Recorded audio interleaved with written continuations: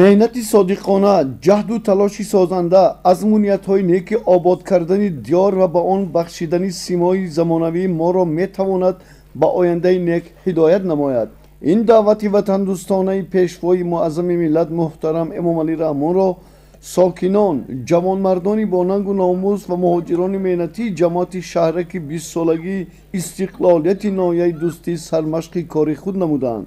онҳо дар як муддати кӯтоҳ дар атрофи майдони варзишии муассисаи таҳсилоти миёнаи умумии рақами 27 13 адад пояҳои оҳаниро васл намуда, бо риояи қоидаҳои бехатарӣ хати барқ кашида вардишгоҳро чароғон карданд.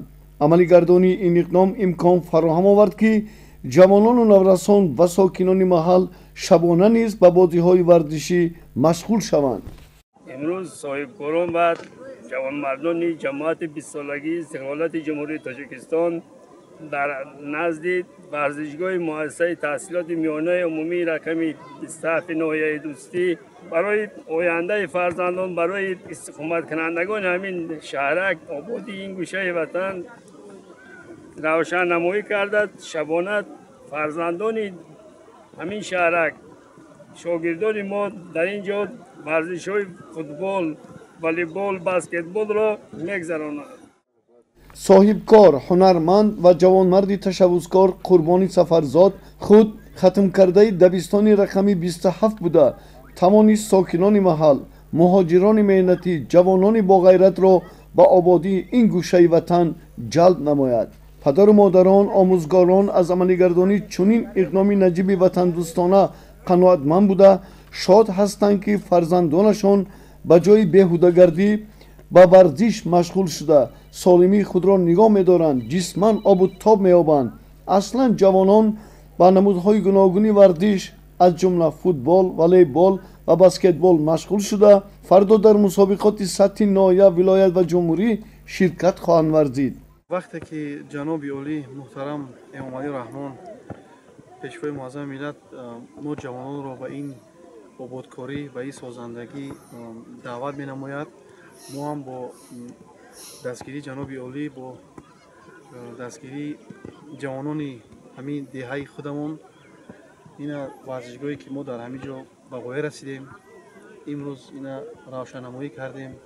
13 сутуне ки буд иро боз навсозӣ кардему чароғашро гирён кардем. шабона дар ин ҷо футбол, волейбол хел бозиҳо мешавад. ин ҳам як пешравии мо, пешравии ҷавонони мо, пешравии деҳаи мо мебошад.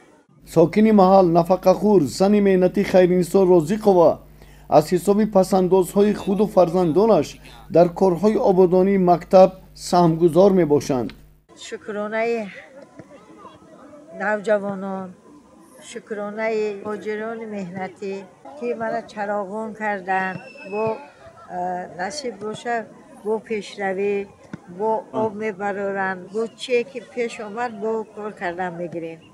ташаббускорон, сокинони маҳал тасмим гирифтанд ки боз атрофи варзишгоҳро панҷарабандӣ, сабзу хӯрам намуда аз чуқурии 200 метр бо бунёди иншооти махсус оби тозаи ошомиданӣ бароварда ин мавзеъро ободу шукуфон ва гулу гулзор намоянд. ҳамин тавр дар ҷамоати шаҳраки 20-солагии истиқлолияти ноҳияи дӯстӣ бо дастгирии раҳбарияти ноҳияву ҷамоат, сокинони бунёдкор, ҷавонмардони ташаббускор роҳҳо мунфаршу сангфарш гардида тозакориҳо ба истиқболи 35-солагии истиқлолияти давлатии ҷумҳурии Тоҷикистон вусъати тоза пайдо мекунад. моро зарур аст ки ватани худро самимонаву содиқона дӯст дорем, ҳифз намоем ва ба хотири рушду ободии он пайваста талош варзем. ин ҳидояти пешвои муаззами миллат раҳнамои мост. Саидзода Шералӣ, Шӯҳрати Шералӣ, Сафарбек Саид Шарипов, ахбор ноҳияи дӯстӣ.